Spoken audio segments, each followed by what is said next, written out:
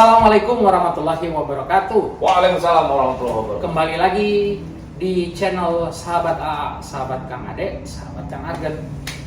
Kita kali ini mau membahas tentang tema mindset ya, mindset, cara pandang, cara menghadapi kehidupan sebagai seorang muslim. Ya, perkembangan peradaban ya. Ya, yang nanti akan terimplikasi kepada satu bentuk civil society of Muslim people. Ya. Nah, orang bertanya-tanya, kenapa? Ya, kenapa kita kan umat Muslim, umat yang percaya dengan Allah Subhanahu Wa Taala, Tuhan pencipta langit dan bumi dan seluruh isi galaksi ini. Ya. Tapi pada kenyataannya, harusnya kan kita lebih maju ya, lebih maju, dua, lebih kaya, ya. Tapi kenapa justru keadaan sekarang banyak negara-negara yang justru yang beragama non-muslim jauh lebih kaya dan jauh lebih pintar dan jauh lebih segalanya dari kita, gitu. Nah, kira-kira kita diskusi nih. Dilema, iya kan? Kita mau memualafkan contoh, ya, seorang yang non-muslim ke muslim. Dia akan bertanya kepada kita, apa benefit, ya, apa keuntungan menjadi seorang muslim? Gitu. Saya bisa hidup, saya bisa kaya tanpa harus menjadi seorang muslim. Nah, itu mindset yang mungkin itu akan kita bahas ya. Oh iya, oke. Silakan Kang Adem. Oke, makasih dok. Ini luar biasa nih temanya ya. Bismillahirrahmanirrahim. Terkait dengan peradaban, Pak. Iya. Tapi tadi sedikit saya mungkin mengkoreksi juga tuh yang dokter bilang, ketika seorang non-muslim masuk Islam, dia nanya benefit ya. Iya.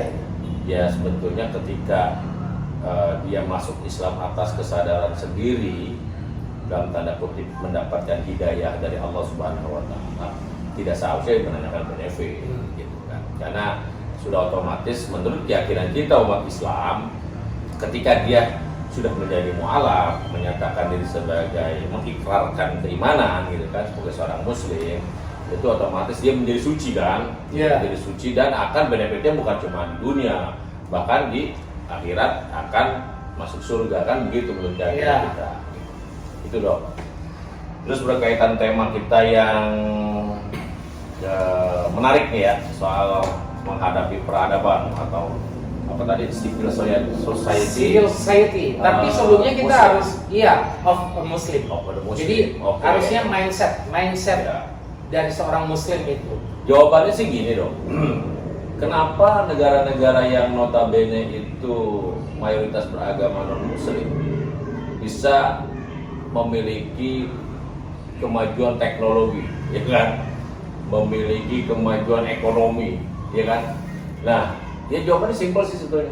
Karena umat Islam memang disibukkan dengan urusan-urusan yang menurut saya tidak seharusnya menjadi polemik. Harusnya balance sih. Jadi begini, umat Islam masih sibuk dengan, ini ada hubungannya dengan tema kita sebelumnya nih dok, soal adanya atau diciptakannya aliran Salafi Wahabi nih. Masih disibukkan dengan urusan bid'ah, ya kan? Masih disibukkan dengan urusan perbedaan fikih, ya kan? Jadi hal-hal yang membuat kita itu tidak bisa konsentrasi untuk memajukan urusan teknologi misalnya, memajukan urusan ekonomi misalnya. Kita terus aja membahas perbedaan itu bid'ah lah, ini syirik lah, terus aja begitu. Gimana kita mau menjadi orang atau umat Islam yang maju gitu loh, punya peradaban gitu kan? Iya, ini sesuai dengan konteks kita ya. Konteks satu abad NU ya, yang merawat jagat dan membangun peradaban. Gitu. Jadi sebetulnya gini dong, peradaban terus gini, satu lagi ya, masih sibuk dengan kafir, ya kan? Muslim dan non-muslim, begitu kan? Ini malah ya akhirnya itu tadi menghambat kemajuan kemajuan teknologi untuk orang Islam itu sendiri, dan membuat mindset kita itu nggak berkembang. Iya.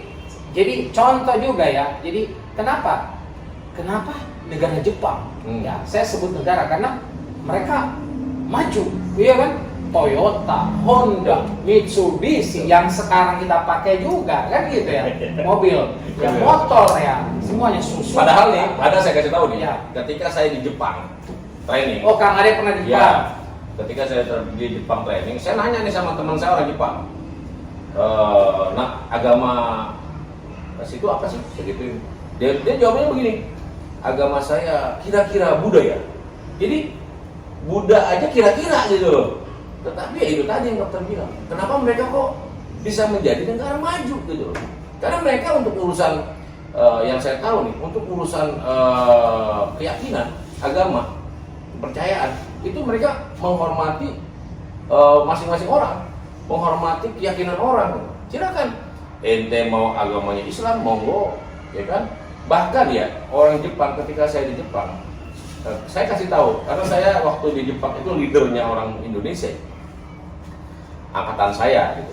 Jadi saya bilang sama mereka bahwa kita sholat 5 waktu, sehari 5 waktu. Jadi tolong disiapkan tempat ibadah. Mereka bikinin itu, musola gitu. Nah, tetapi orang Indonesianya juga, orang Islamnya juga nih yang kadang suka ngaco nih. Ada salah seorang temen waktu itu memang nggak pernah sholat. Akhirnya orang Jepang nanya begini, kamu Islam? Iya. Kok kamu nggak sholat? Yang mereka sholat, gitu kan?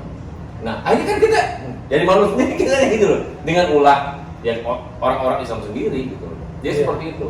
Jadi ya jadi mereka lah di Jepang itu seperti itu, menghormati, saling menghargai, bahkan mereka tidak fanatik. Oh, lu orang Islam di sini nggak boleh sholat, nggak begitu. Iya kan. Jadi kira-kira dalilnya di Al-Quran itu yang apa?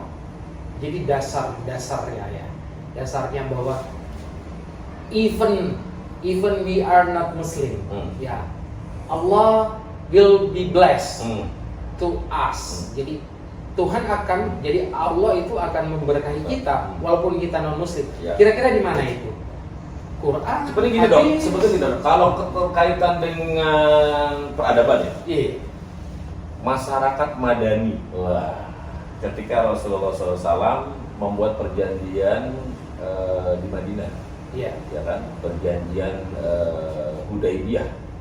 Ketika Rasulullah SAW itu membuat satu perjanjian dengan orang-orang kafir Quraisy, ya kan, untuk bisa saling menghormati dan menghargai soal kepercayaan. Silakan jalankan masing-masing gitu.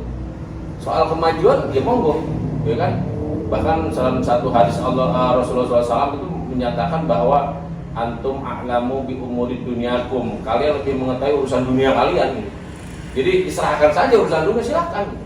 Dalam perkara ibadah silakan jalankan masing-masing kepercayaan, kan seperti itu. Iya, jadi sebenarnya ya kalau logikanya kita sebagai seorang umat Muslim, ya ibadahnya jalan, kerjanya bagus, ya harusnya menjadi negara yang lebih maju. Negara yang lebih maju. Nih, saya pemirsa sahabat A, saya pernah hidup di negara Amerika ya. Jadi saya hidup di satu negara bagian yang namanya negara bagian Georgia. Nah, saya kasih itu sedikit ya. Jadi pengalaman lah, testimoni. Di sana itu jarang kita menemukan yang namanya traffic light atau lampu merah di sini bilangnya. Di setiap intersection atau di setiap persimpangan, pertigaan, perlimaan gitu-gitu.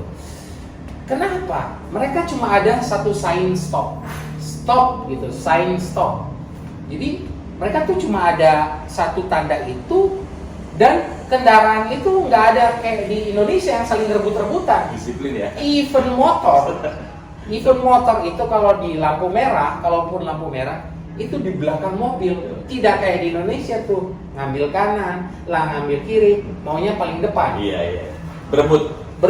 Jadi saya pikir kita sebagai orang umat Muslim justru bertingkah laku harusnya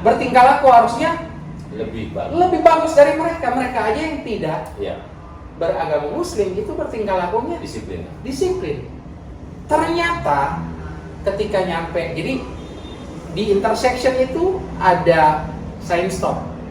kata saudara saya, siapa yang sudah tinggal di sana sekitar 3-4 tahun, siapa yang pertama kali nyampe di intersection di persimpangan itu, pertama kali berhenti, dialah yang pertama kali berjalan. Jadi seperti dua mobil ini pasti duluan nyampe, ini duluan jalan. Itu stop. Ini juga begini, stop, ini jalan. Jadi memang tidak akan terjadi kemacetan. Dan memang saya melihat dan mengalami sendiri bahwa tidak ada kemacetan. Itulah peradaban, civil society yang harusnya dimiliki sebagai seorang muslim. Peradaban mungkin gini dong, peradaban yang terkecil ya. Iya, yang itu contoh praktis. Peradaban yang terkecil yang saya tahu nih dari budaya Jepang ya, karena pernah saya di sana. Jepang itu bersih Bang, bersih banget jalanan tuh bersih. Mungkin nyari sampah satu aja susah di Jepang. Jadi dari peradaban yang orang Islam juga bilang anadopatu minal iman, kebersihan adalah sebagian dari iman gitu ya. Justru kalau di Jepang itu mereka yang notabene bukan muslim ya, mereka menjalankan itu gitu. Bersih banget. Trotoar itu nggak ada sampah plastik dibuang sembarangan atau apalah bekas. Bahkan saya pernah melihat orang Jepang bawa anjing, ya kan? Kalau di sana itu sebutnya samposimas ya, jalan-jalan bawa anjing. Ketika si anjingnya itu buang kotoran, ditungguin tuh dok, ditungguin sampai dia selesai, kotorannya itu diambil. Dia udah menyiapkan tisu atau apalah kertas gitu, si kotoran itu diambil, dibersihin sama dia. Saya ngeliatin, masya Allah luar biasa banget sih sampai seperti itu gitu. Di Jepang itu peradaban terkecil ya dalam hal kebersihan. Nah, itu langsung diambil, dibuang di sampah ya, dia jalan lagi. Ini hal masya Allah, itu luar biasa kalau menurut saya dok. Iya. Terus pelayanan juga dok, pelayanan di Jepang, pelayanan ketika saya pernah diajak oleh satu orang teman Jepang untuk jalan-jalan naik mobilnya dia, terus masuk ke pom bensin. Bagaimana mereka melakukan yang disebut pembeli adalah raja. Itu luar biasa itu.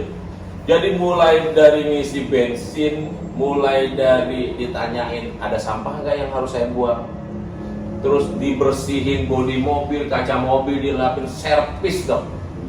Saya ajib. Ketika selesai ngisi bensin, sampah dibuangin, kita jalan. Mereka itu ikutin kita keluar jalan, sampai kita udah keluar di jalan, mereka ngangguk-ngangguk dong. Jadi saya ngeliatin di kaca, luar biasa ya, itu luar biasa. Itu contoh-contoh yang menurut saya peradaban yang luar biasa kan, yang harus sebenarnya dimiliki sama kita. Karena apa? Ya, umat muslim itu mengetahui kebenaran. Iya kan, kita menyembah Tuhan pencipta langit dan bumi kan. Betul. Harusnya kita lebih berkah dong. Betul.